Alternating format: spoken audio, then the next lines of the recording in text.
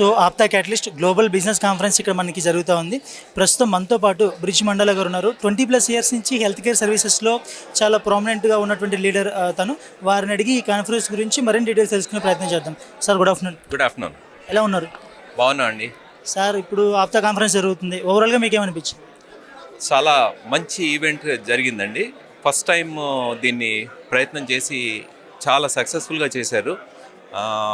ఇంతమంది ఈ ఆప్తా మెంబర్స్ ఇంత మంచి పొజిషన్స్లో ఉన్నారన్న విషయం ఇక్కడికి వస్తే కానీ తెలియలేదు అన్నమాట. చాలా మంచి నెట్వర్కింగ్ స్పాట్, ప్లస్ ఎంతమంది సక్సెస్ఫుల్ మనుషులు ఉన్నారో తెలుసుకోవడానికి ఒక మంచి ఆపర్చునిటీ, ప్లస్ బిజినెస్ డీల్స్ కూడా చాలామంది జరిగాయి, మేము బాగా బెనిఫిట్ అయ్యాము అని చెప్పి విన్నాను కూడా నేను. మీ కంపెనీ ఉందా సార్? మీ కంపెనీ నేమ్ ఏంటి? నా కంపెనీ పేరు ఆనయాన్ హెల్త్ కేర్ సర్వీసెస్. మేము అమెరికన్ ఇన్సూరెన్స్ కంపెనీస్కి, హాస్పిటల్స్కి, డాక్టర్స్కి బ్యాక్ ఆఫీస్ ప్రాసెసింగ్ చేస్తాం. BPO company. సార్ మీరు బీపీఓ కంపెనీ 20 ఇయర్స్ ముందే స్టార్ట్ చేశారు.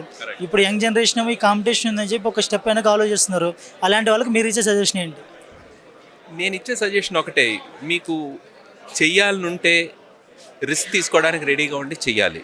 బిజినెస్ అనేది జాబ్ లాగా సెక్యూర్గా పొద్దున్న 9కి వెళ్ళి సాయంత్రం 6ంటికి వచ్చేసి సేఫ్గా ఉన్నాం అనుకుంటే కుదరదు. ఎంటర్ప్రెన్యూర్షిప్ బిజినెస్ అనేది రిస్క్ తీసుకోవాలి.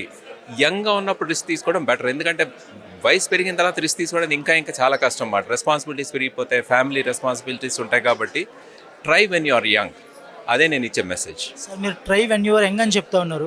దానిలో భాగంగా అసలు విద్యార్థి దశ నుంచే ఒక ఎంటర్ప్రెన్యూర్ అవ్వాలంటే ఎలాంటి క్వాలిటీస్ అతను ఏర్పరచుకోవాలి? ఎంటర్ప్రెన్యూర్ అవడానికి క్వాలిటీ ఒకటేనండి. ఎప్పుడు కూడా చాలామంది పొరపాటు ఏం చేస్తారంటే ఎంటర్ప్రెన్యూర్షిప్కి నా దగ్గర చాలా మంచి ఐడియా ఉంది, ఇది నేను చేస్తాను అని చెప్పి వెళ్తారు మార్కెట్లోకి. That is not the approach. మార్కెట్లో అవసరమేముంది, మనుషులకు కావాల్సిన నీడ్ ఏంటి, దాని నుంచి మన ఐడియా రావాలన్నమాట.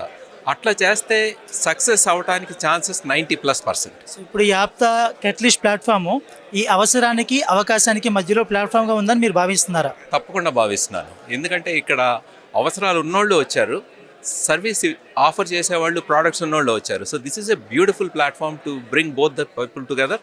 అంతేకాదు ఇక్కడికి వచ్చి మాట్లాడిన ఎంటర్ప్రెన్యూర్స్ అందరూ కూడా ఇంకా ఎలాంటి అవకాశాలు ఉన్నాయి, ఏమేం చేయొచ్చు అనే ఐడియాస్ కూడా చెప్తున్నారు అన్నమాట. కాబట్టి యంగ్స్టర్స్కి ఇది చాలా మంచి ఆపర్చునిటీ.